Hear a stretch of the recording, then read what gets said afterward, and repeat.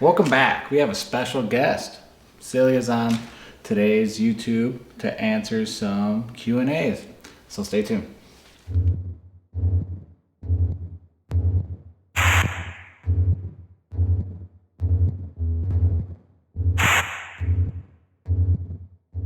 So for everyone who knows, this is Celia, my fiance.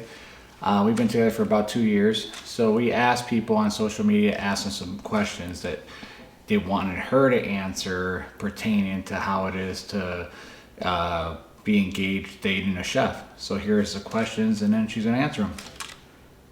Rosangela on Facebook asks, how do you feel about keto? Well, are we both gonna answer that, or is it because we have different perspectives on keto? Me personally, with just everything that I learned, there's multiple ways to skin a cat. You can do keto if it works for you, if that's what your preference is. But I don't feel that it's necessary to cut out any particular food groups in order for you to achieve your aesthetic goals, unless it's for a particular reason, for if you're diabetic or something like that, I would say. All right, so my take on keto is it works. I did it for about a month. It works, it worked really good. Lost some weight. Would I say it's a diet that you should use year round? I would say no. I'd say it's like most diets. Yeah, use it if it works. Use it sparingly and then go back to something you know normally. That's my take on keto. Ozzy asked over on Facebook, what else can you create with chicken? Chicken's super versatile. You can put it in the air fryer, you can put it in the oven, you can fry it, you can shred it up and make it into tinga, you can make it into a chicken salad. It just really depends on what your flavor is. You can put it in a crock pot, slow cooker, you name it, you can do it with chicken. You want something similar to, fried chicken, you can bread it with some almond flour or something that has panko breading, and you could put it in an air fryer and you have a nice and healthy chicken meal. Yeah, I would say chicken is, like how she said, very versatile, and we use it a lot here in the house. We mostly use boneless chicken thighs because of the flavor, the fat, and it stays more moist. But also, when you're using boneless chicken thighs, you got to be careful because it is a higher fat content than boneless chicken breast.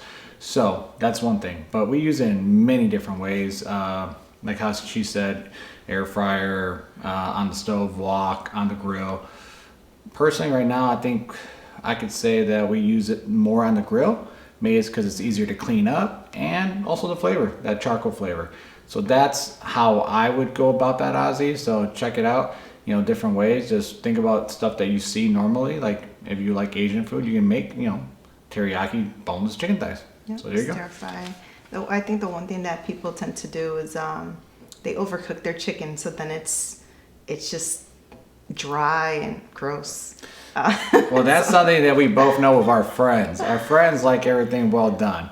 And that's one thing I would say that I think Celia picked up once we started dating, was that there's a specific way to cook food to get the most flavor out of it.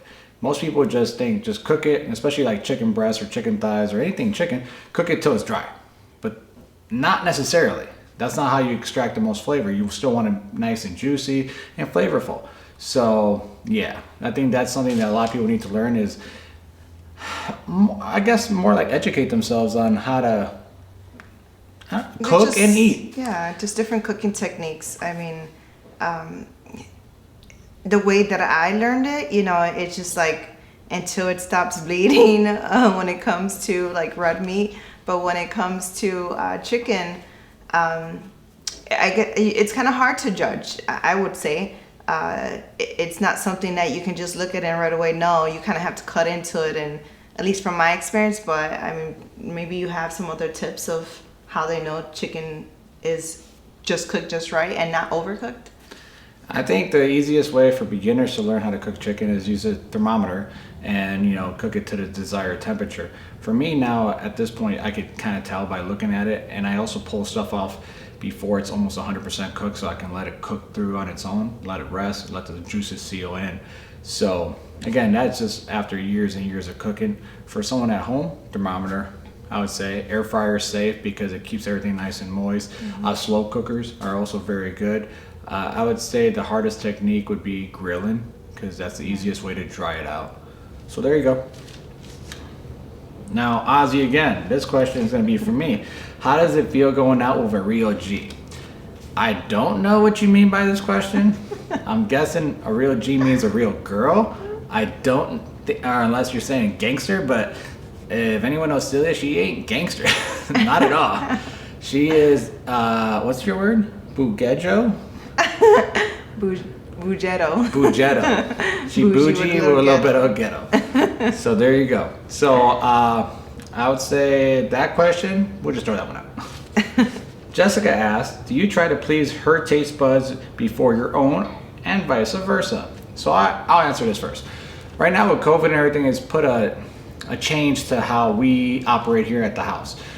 We used to, when we were both going off to work, meal prep, have everything, pop it in the microwave. Now we cook everything fresh. We have the luxury of cooking everything fresh, I should say. So how we usually go about it, I wouldn't say I cater to her taste buds or vice versa, per se. I would say we stick to, 3 proteins. I think it's fish, chicken, and beef. And we just come up with whatever that day we feel like. Usually we're both in tune with each other. We know what each other likes. Like, she knows I don't eat spicy. I know she does. I know we'll ask like how much macros you have left. What are you looking for? So that's how I cook to her taste buds, and I'll let her answer how she cooks to mine. Yeah, I mean, I'm pretty much, I do try to cater to like, hey, what do you have in mind to eat? What are you feeling like eating today? That kind of thing. And then at the same time, we also kind of look through the refrigerator to see what our options are and say, oh, hey, I have this, I have that. Do you want rice? Do you want tortillas? What do you want? Potatoes, etc. But yeah, I think the biggest part when it comes to catering would be making sure things are not spicy, and I'm not using certain spices because he does not like spicy. Go figure.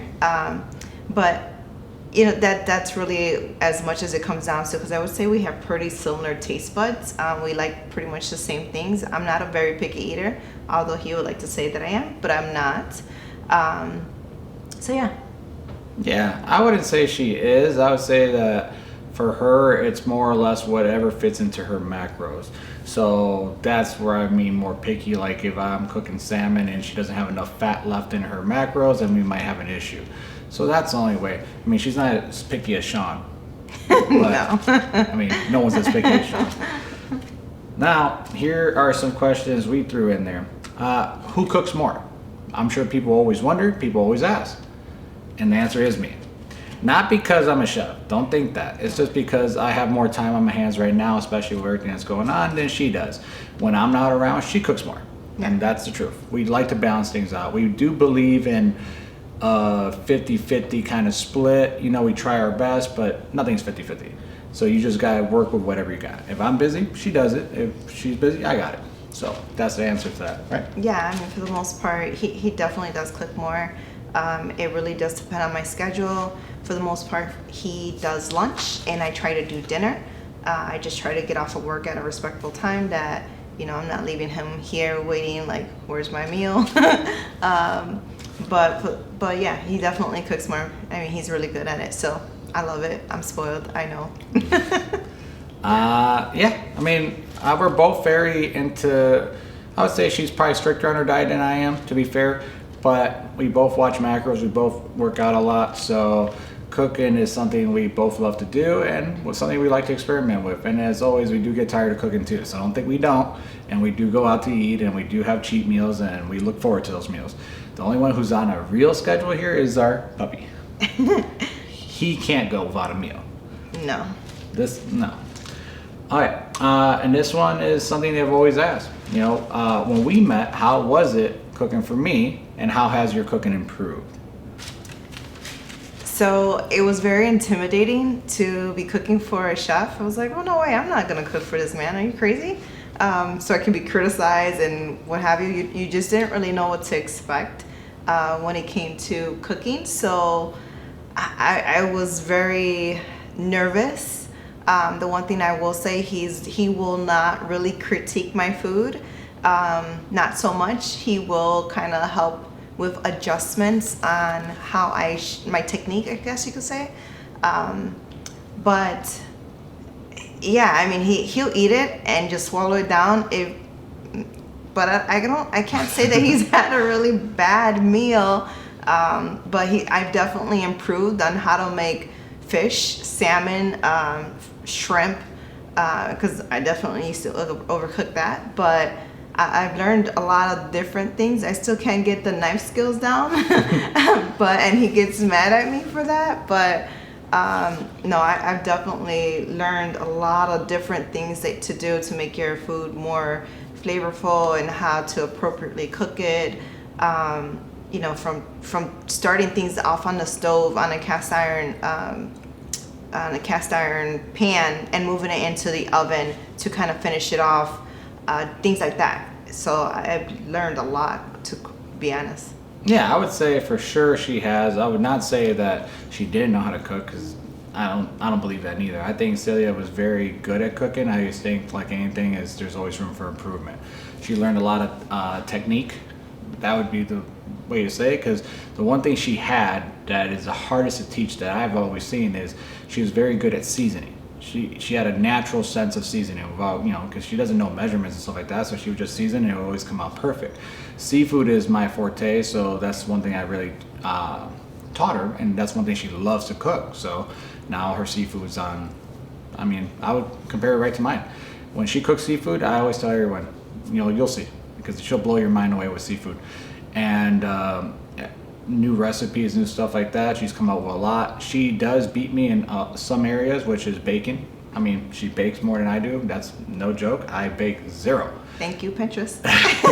And so that's something she does do way more than me. And I've never really been into it. She loves it, so she does that, and she's always down for new recipes. So I would say that's that. Yeah, and then for sure she was intimidated at the beginning, but like I've always said, you can't be critical of someone like that, because it's not fair. It's like if she was trying to teach me something like that's based on her career, hopefully she wouldn't bully me to make me feel like I was stupid or something. So, it's always better to teach with kindness, and she's learned a lot, and she's passed it on now to the next generation, which is Rosalind. And even when you were your family, you cooked for them for seafood, so that way they can see it. Yeah, no, and they, just the simplest things. When I went to visit my family and I made salmon and rice and roasted broccoli, they were just like, "How did you get it crunchy like that?" I was just like, "Oh, okay." Something as simple as that you take for granted because you're so used to it here, that when you do it for others, they're just like in awe of it. But no, I've learned a lot, and it's the one thing I do ask for is like, I ask for him to critique it, like let me know how I can improve it and what I can do better. And he has a tendency of just like, "No, it's good, it's fine, it's fine." And I hate that. I'm just like, no, don't bullshit me. Just be honest. Is it good? Is it bad? What does it need? Is it all right? So he will have a tendency of not for whatever reason. Yeah, I would say that that's accurate. But I think that, in general, she's learned a lot, and overall, it's amazing. I would say that we have the same interests with restaurants and stuff that we go out to. We have the same likes. Now she is more critical than me when she goes out to eat, because now she knows what to look for, and which is always the trick, because most people will tell you, okay, so-and-so is the best place ever. We go there, I'm like, nah. And now she knows. We both agree our worst meal ever was Red Lobster. And it will always be Red Lobster, because we'll never go to a place like that again. But, overall, it's been smooth. Cooking is something we both love. Fitness is something we also both love. And staying in shape, of course, matters. Absolutely. So there you go. Thank you so much for your questions. If you have more questions, ask us, and we'll do this again. Love you guys. Till next time. Bye.